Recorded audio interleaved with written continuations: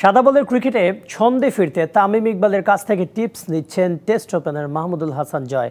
চলমান এনসিএল টি-20তে আহামরি পারফরমেন্স না হলেও ম্যাচ প্র্যাকটিসের মাধ্যমে নিজেকে তৈরি করছেন বিপিএলের জন্য। ডিবিসি নিউজকে দেয়া একান্ত সাক্ষাৎকারে নিজের লক্ষ্যের কথা জানিয়েছেন মাহমুদুল হাসান জয়। মাহমুদুল হাসান জয় টেস্ট ক্রিকেটারের ট্যাগ পাওয়া এই ব্যাটার খেলতে চান ওয়ানডে টি-20 ফরম্যাটেও। জাতীয় দলে তামিম ইকবালের সাথে টেস্ট ওপেন করেছেন বেশ কবার।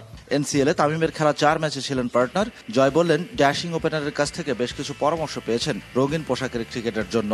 তামিম ভাই যদি এক পাশ থেকে ব্যাটিং করে তখন আমার অন্য পাশে আসলে তেমন চাপ আসে না। আমি যদি একটাবার রান নাও বের করতে পারি, উনি ওই পাশ থেকে রান বের করে দেন, আমি আবার ফ্রিলি খেলতে পারি। সামনে বিপিএল আছে, সো উনি বললো যে তুই কিন্তু সাদা বলেও ভালো খেলোস, তুই সবসময় কন্টিনিউ করিস, কারণ তুই সাদা বলে খুব ভালো খেলার চান্স আছে। সময় গড়ানোর সাথে সাথে জয় দেখে চলেছেন সাকিব তামিম রিয়াদদের জায়গা খালি হওয়ার দৃশ্য।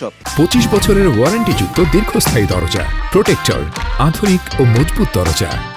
2020 যুব বিশ্বকাপ জয়ী দলের সতীর্থ ইমন, দীপু, তানজিদরা নিচ্ছেন সেই জায়গাগুলো।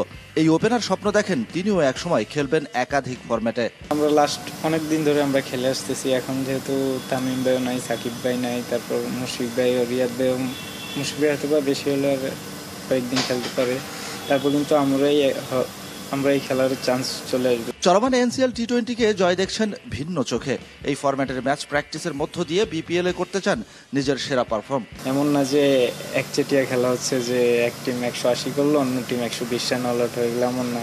অনেকগুলো ম্যাচ খুব ক্লোজ ম্যাচ হয়েছে। আমরা একটা ম্যাচ হেরে গেছি যে লাস্ট ওভারে 25 রান লাগতো, ওইটাও কিন্তু চেস হয়েছে।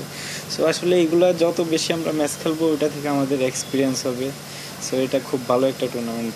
দেশের হয়ে 17 টেস্ট খেলা জয় এনসিএল টি-20তে 7 ম্যাচে করেছেন 167 রান।